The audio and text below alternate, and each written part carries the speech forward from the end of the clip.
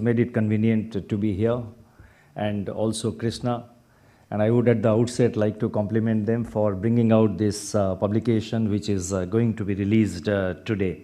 It's extremely relevant and very timely. Now, good morning to all of you, this distinguished gathering, and I'm delighted to have been invited by the IMF to join this distinguished gathering here today to discuss pathways to what was described as resilient, sustainable and inclusive growth in South Asia. I'm happy to note that the conference proceedings will be anchored by research findings and policy recommendations of the book titled South Asia's Path to Resilient Growth. In the current international setting, global trade and growth outlook appear quite uninspiring, and policies have to be conducted amidst a whirlwind of uncertainty. At such critical times, conferences of this nature can help us better understand the evolving scenarios and policy trade-offs, which are not easy in the current times. In my address today, I propose to briefly cover some of my thoughts on South Asia's current macroeconomic challenges and policy priorities. Looking back into history, the South Asian region has been a key hub of ideas. It is one of the youngest regions in the world. The average growth rate in the region has accelerated from 3% in the 1970s to about 7% in the latest decade, that is in the pre-pandemic period. Consequently, per capita income levels have risen alongside notable progress on key development parameters. As per the estimates of the IMF, South Asia contributes nearly 15% to global growth, led by India and Bangladesh. The region also receives 1/5 of total remittance flows in the world. The South Asian region has grown, responding to formidable global challenges in the past.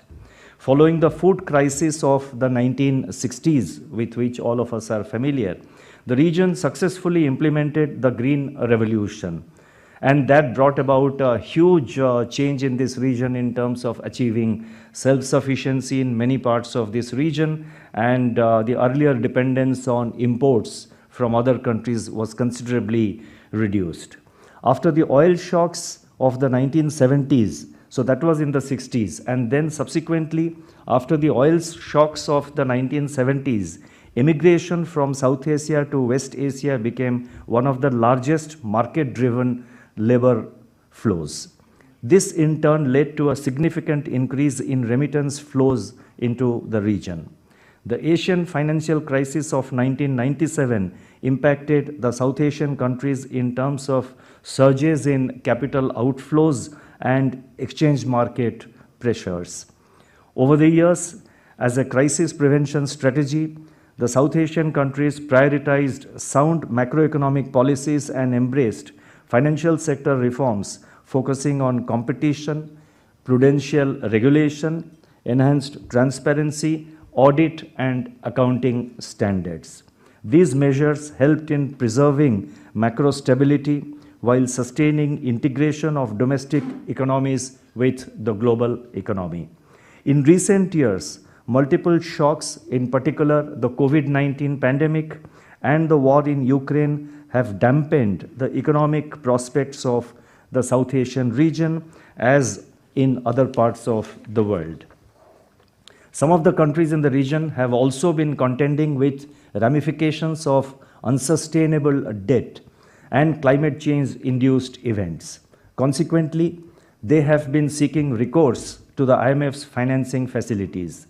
Notwithstanding these challenges, as per the World Economic Outlook database of October 22, which was released by the IMF, India, Bangladesh and Maldives would be among the fastest growing economies in the world in 2022 and 2023.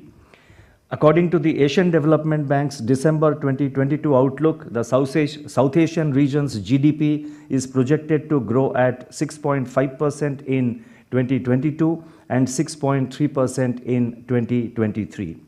The World Bank estimates that regional cooperation could be a win-win situation for all countries in all countries of the region.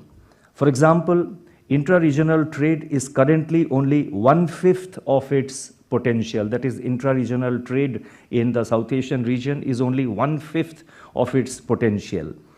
And also, this implies that the annual shortfall, this has been calculated by the World Bank, this implies the annual shortfall to be in the region of about 44 billion US dollars.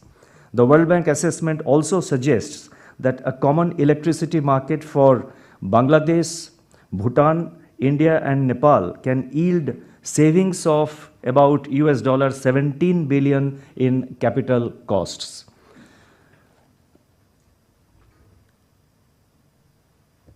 Investment in transport and logistics could also help reduce the cost of container shipments in South Asia.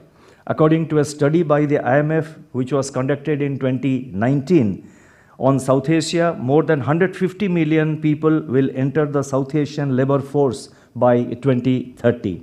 The dependency ratio is expected to continue ebbing for almost 2 decades, indicating the strong demographic dividend of the dividend the region is set to benefit from.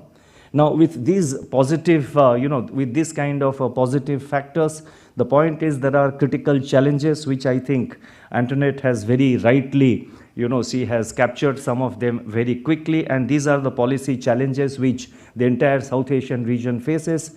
And these challenges, as you know, have been accentuated because of the impact of the COVID-19, the spillovers from the war in Ukraine, the spillovers from globalization of inflation, the spillovers from financial market tightening that's happening all over the world due to almost a synchronized and simultaneous tightening of monetary policies in most of the countries. Now, in these circumstances, I would now like to focus on some of the desirable policy priorities for the South Asian region, and I have identified 6 such policy priorities. The first policy priority for the South Asian region is obviously taming inflation.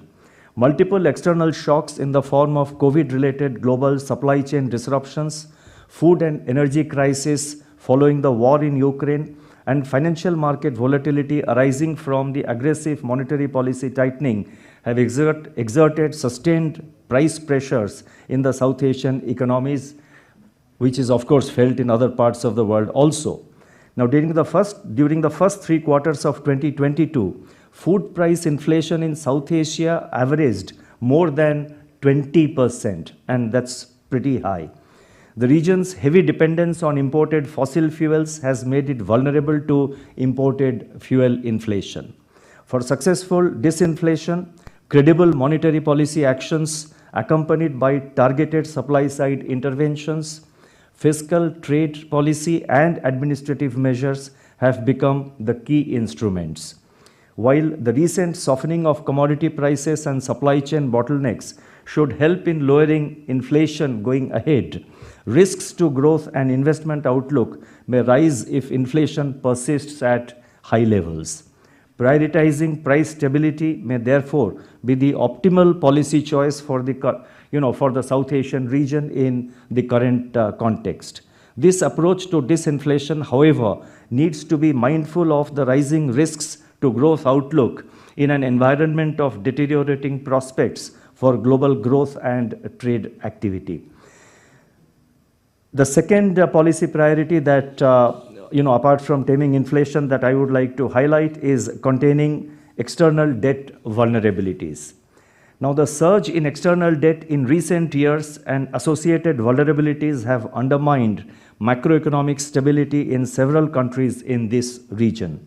External debt, which was already elevated in low and middle income countries external debt which was already elevated in low and middle income countries that includes all the South Asian economies in the pre-pandemic period surged to US dollar 9.3 trillion in 2021 from 8.2 trillion in 2019, an increase of 1.1 trillion during these 2 years from 2019 to 2021. The Debt Service Suspension Initiative, that is DSSI, was set up by the G20 in May 2020.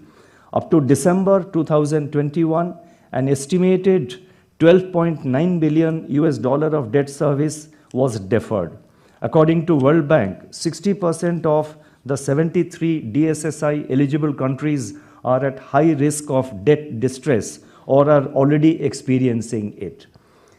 It is estimated that total external debt service payments on public and publicly guaranteed debt by poorest countries may rise by 35% to about $62 billion in 2022 and to remain high up to 2024 due to rising global interest rates and the compounding of interest on DSSI debt service deferrals.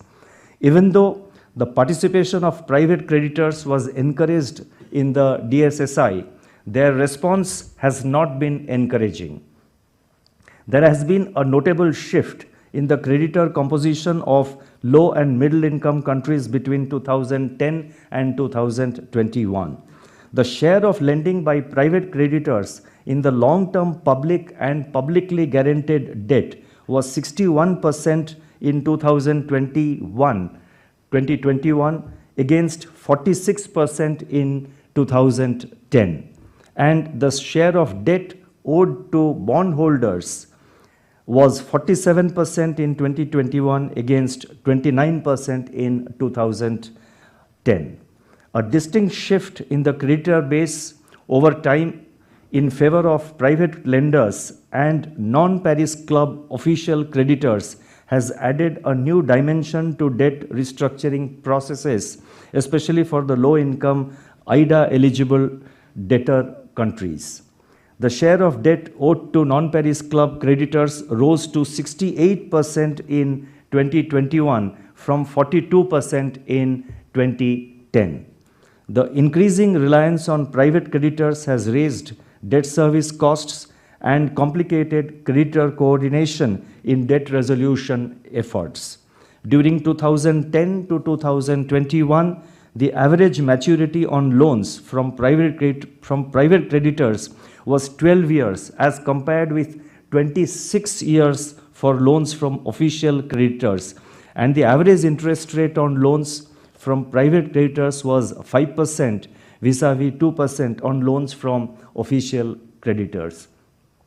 Now, in this context, the role of multilateral organizations, but I have given too many data. Now it's, I thought actually for quite a while whether I should have it in a lecture or I should just leave it out. But I thought these are important pieces of numbers which are important to place things in perspective, which makes us understand the whole, the whole scenario much better, and also can guide us, especially the policymakers, the central banks and the fiscal authorities, to deal with these debt resolution efforts. A copy of my address will be uploaded in the RBI website soon after this address is over.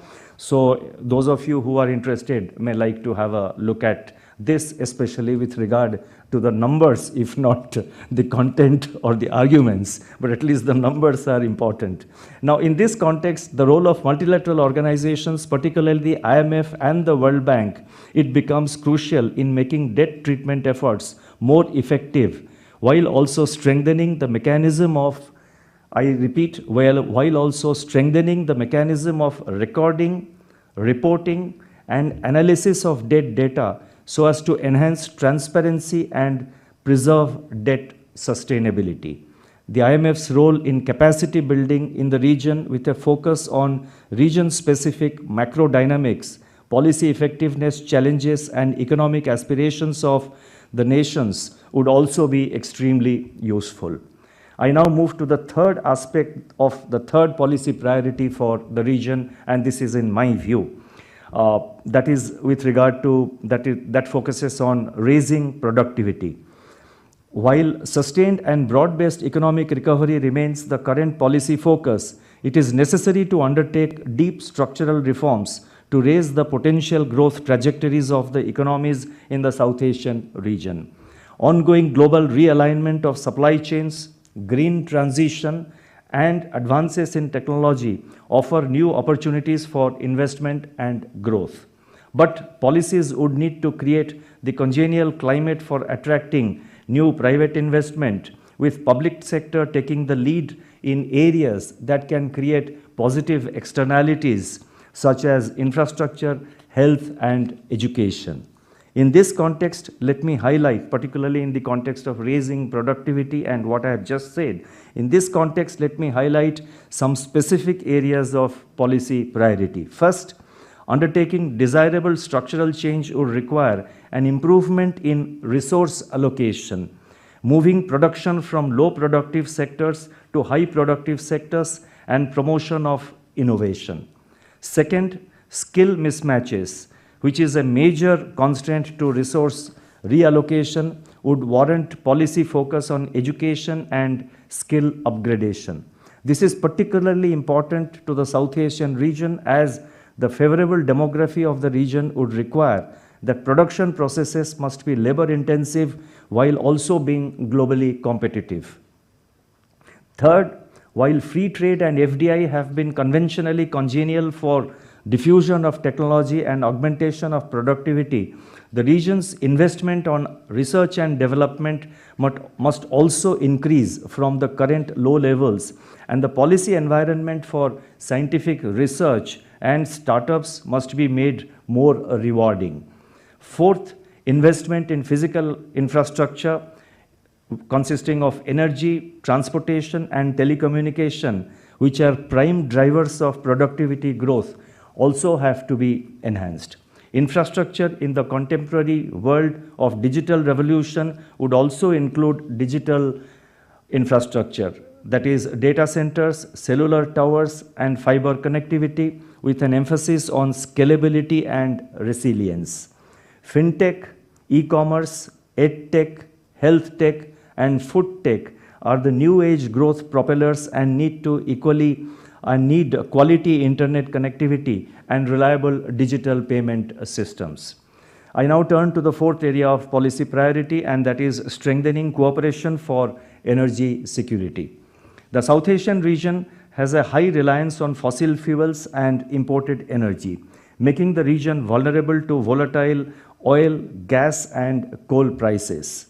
In view of the dominating influence of geopolitical factors in driving global energy market dynamics, the region needs to strengthen energy cooperation arrangements so as to enhance resilience to external shocks. India and Bangladesh have already agreed to enhance the sub-regional connectivity in the energy sector by linking the power grids of the two countries synchronously. The India-Bangladesh Friendship Pipeline project, which is a 130-kilometer pipeline joining Siliguri in West Bengal and Parbatipur in Bangladesh, would have a capacity to export petroleum products of 1 million metric tons per annum. Other examples of cooperation include transportation of petroleum, oil and lubricants across national jurisdictions. Similarly, cross-border petroleum product pipeline and joint venture hydroelectric projects are testimony to the immense scope for energy cooperation in the South Asian region. Harmonization of testing processes, performance and conservation standards, and labeling criteria for electrical appliances in the region can contribute to regional energy security by promoting cost savings and by boosting efficiency and trade. Integration of national power systems in the region could facilitate leveraging of untapped surplus hydropower while also giving fillip to development of solar and wind resources. Programs of bulk procurement and distribution of energy efficient appliances can be adopted by countries in the region. India, for example, has the Ujala scheme for distribution of LED bulbs at an affordable price. The next area, which is I think the fifth area of policy priority, is cooperation for greener economy in the region. South Asia is one of the most vulnerable regions to climate change because of its large population and degradation of natural resources. Extreme climate events, that is floods, droughts, heat waves, and unseasonal rains have increased over the past century. As per estimates of the International Financial Corporation IFC, between 2018 and 2030, the funding requirements for investment in renewable energy, greening the vehicle fleet, and making future building stock green and resilient to climate change risks in South Asia alone would be over US dollar 410 billion, 670 billion, and 1.3 trillion respectively. I mean, I mentioned three components, and these are the investments required in the three components, and the three components are funding requirements for investment in renewable energy, one, greening the vehicle fleet, and that is number two, and making future building stock green and resilient to climate change. This is the third component, and the funding requirements have been mentioned. Besides financing, access to technology and key minerals would also be critical for successful green transition. Robust regional disaster management systems could help in ensuring timely and effective response to devastating climate events. India spearheaded the global initiative and launched a Coalition for Disaster Resilient Infrastructure, CDRI, in 2019. Another initiative, the International Solar Alliance, in partnership with the Global Energy Alliance for People and Planet, aims at solarizing the world. The South Asian regions must strengthen cooperation to make green transition in the region faster and at reasonable cost. And finally, the sixth area of policy priority for this region, I feel, should be promotion of tourism, which has immense potential in this region. Now, tourism is one of the major contributors to the GDP of some of the South Asian nations, such as Maldives, Nepal, Bhutan, and Sri Lanka. As a sector, tourism, as all of us know, is a huge creator of employment. The entire region has rich untapped potential in tourism. In recent period, the tourism sector has somewhat revived in the region, but is yet to reach the pre-pandemic levels, that is the pre-COVID levels. Intra-regional tourist flows also remain below potential. It has revived, but I think it has a way to go. Regional initiatives such as religious tourism circuits spanning countries that have common historical and cultural footprint, adventure tourism circuits, and medical, spiritual, or Ayurveda circuits can help boost tourism industry and create a vibrant regional value chain. Let me now try and conclude. With the global trade outlook for 2023 overcast, greater intra-regional trade in the South Asian region can enhance opportunities for growth and employment in this region. At the central bank level, a key dimension for cooperation in the region has been learning from each other on common goals and challenges, such as infrastructure financing, digital financial inclusion, reducing the cost of cross-border remittances by linking with the UPI system, and unconventional monetary policy, to name a few.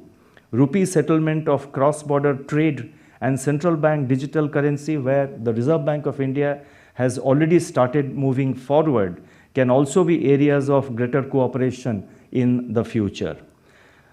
Finally, let me just say that the book to be released today provides plenty of new ideas for forging cooperation in the region and seeking solutions to common problems through right policy interventions. I appreciate the efforts of the authors whose contributions have made this book possible. I do believe that the discussions during the day on policy choices will help us in reshaping the future prospects of the South Asian region. I'll stop here. Thank you very much for your hearing.